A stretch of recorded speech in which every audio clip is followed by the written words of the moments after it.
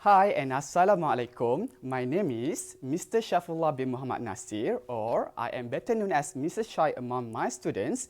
And today, in this session, you are going to spend some time with me and we are going to revisit a very interesting topic, which is the tone and style. Specific for this lesson, we are going to focus on the directed writing, which is the DW in paper 1 of your 1119 English SPM paper.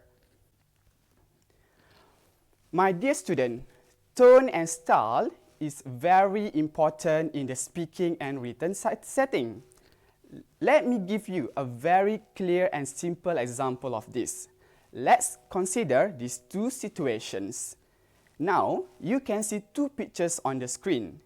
The first picture, you can see that some people are talking to their friends.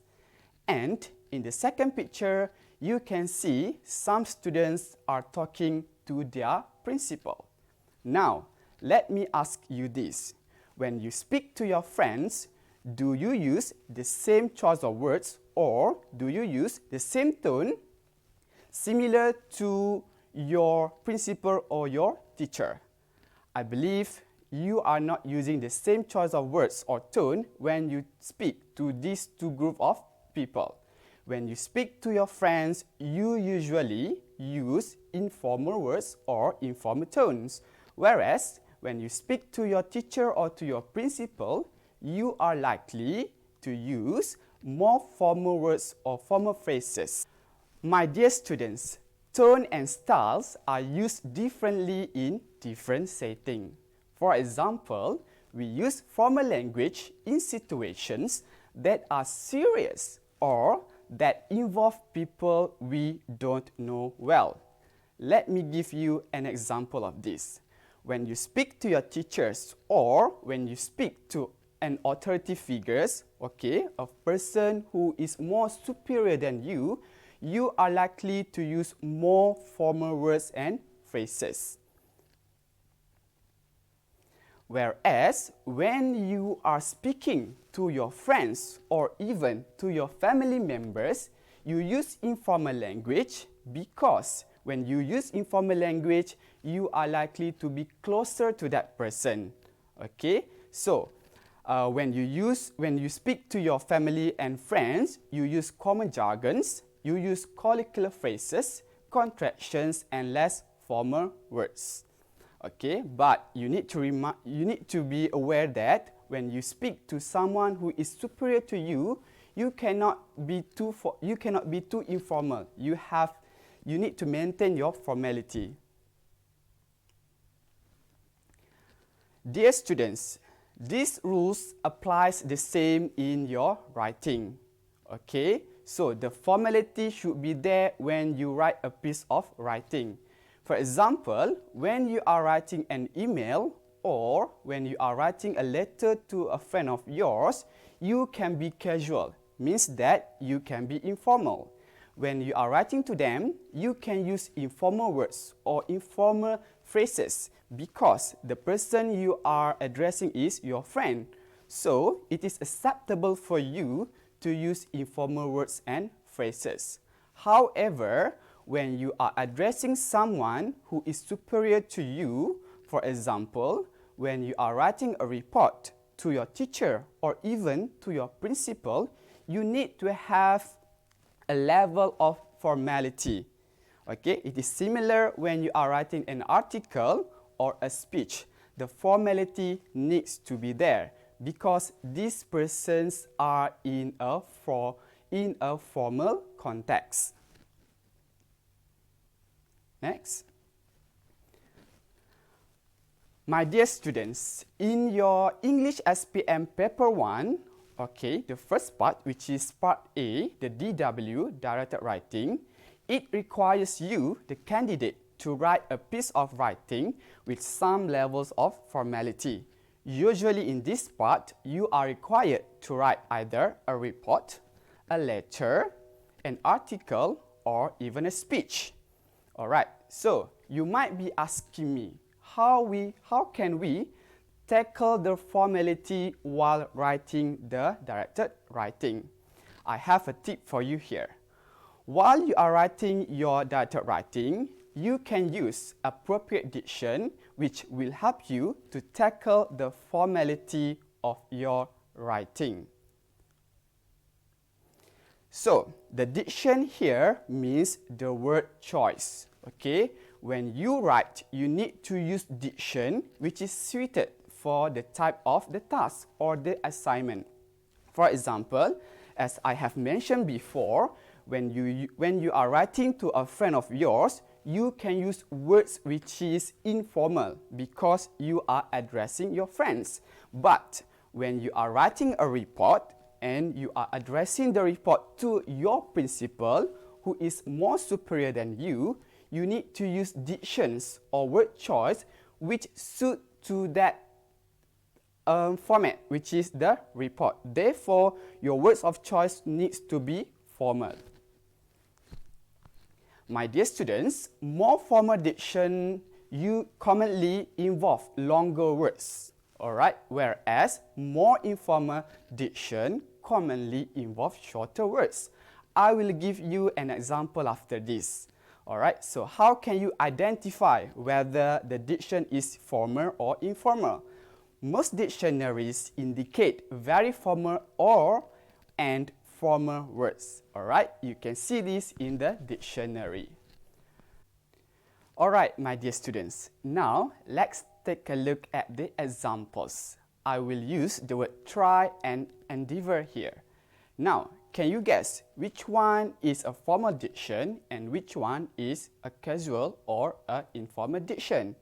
Yes, you are right. Try is an informal word, whereas endeavor is a formal diction or a formal words. Okay, now look here. This is the example of task from the SPM 2019 where the candidate are required to write an article for the school magazine. And in this session, we are going to try to use these words to suit to that assignment or to that article. Alright, so how can we put the word endeavor or try in that sentence, in that assignment or task? I have two sentences here and I would need your help to choose which one would be the best sentence. Okay, the first sentence is, some of the participants tried to complete the task. And the second one is, some of the participants endeavored to complete the task. Now, according to your own thinking, which sentence do you think is more appropriate to be used in an article?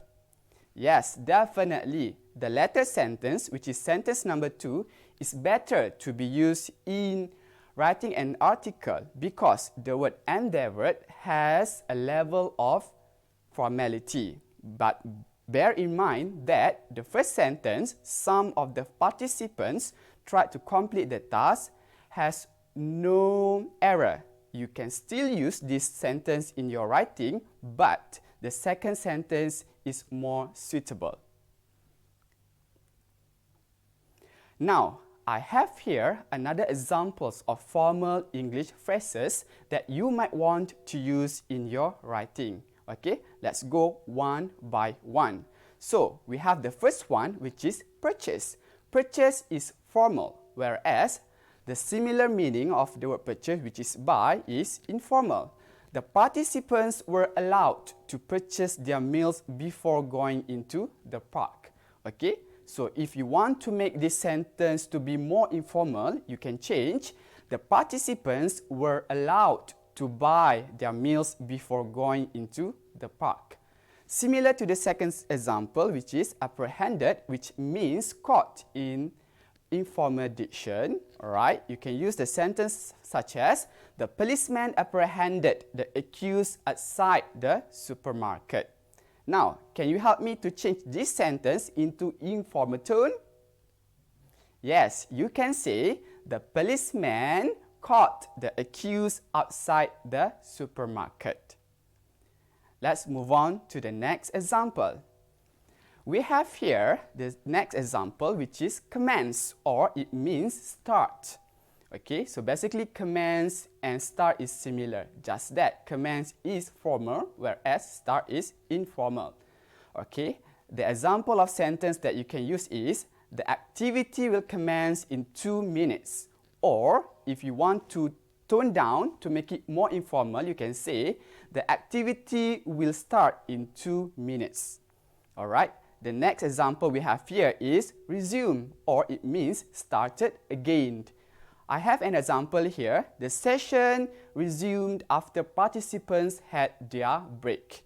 If you want to make it into informal, you can say, the session started again after participants had their break.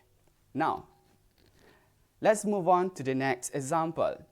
Okay, I believe all of you used to hear to these words, which is thus. It means so.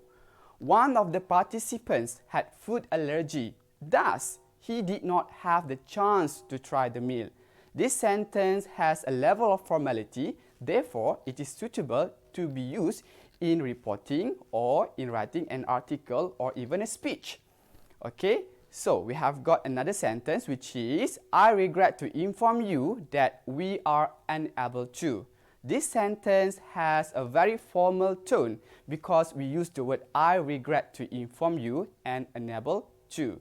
Regret to inform you here means I am sorry to say, and unable to means can't, I cannot do it. We also have this sentence here, if you require further assistance, please contact. Okay, so require further assistance is a very formal diction which means need and more help. If you want to tone down the sentence to make it more informal, you can say, if you need more help, please contact. Okay, and the last one we have here, proceed, or it means to go. We can use this in a sentence. After that, we proceeded to the next activity. Okay, or if you want to change it into more informal sentence, you can say, after that, we went or we moved to the next activity. Alright guys, so I have here another list of formal diction that you might want to use this in your writing. We have words like a little, absent, accelerate, accept, acceptable, and then we also have accumulate, additionally, address, aid, allow, and amiable.